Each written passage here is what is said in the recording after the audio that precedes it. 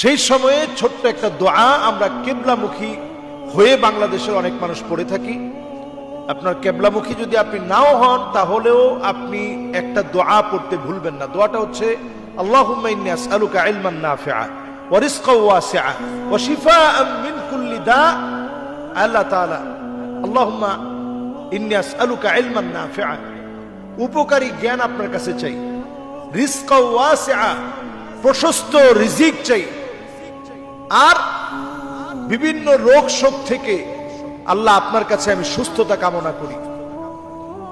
এই দোয়াটা আপনি জমজমের পানি পান করতে করতে পড়ুন, দেখবেন অনেক বড় বড় রোগ, ক্যান্সার এবং ব্রেন স্ট্রোক করেছিলেন, হার্ট অ্যাটাক হয়েছিল, এক সাইড প্যারালাইজড হয়ে গিয়েছিল, নতুন অজানা অনেক রোগ যেগুলো হয়তো আপনি জানেন না, আল্লাহ তাআলা চাইলে এমনকি ডায়াবেটিস ভালো হয়েছে সেটার প্রমাণও অসংখ্য রয়েছে।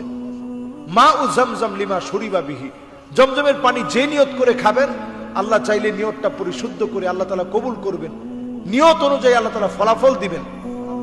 এজন্য জমজমের পানি খাওয়ার সময় আমরা মন থেকে নিয়ত করে খাই, আল্লাহ তাআলা ঠিকই আমাদেরকে সুস্থ করবেন ইনশাআল্লাহ।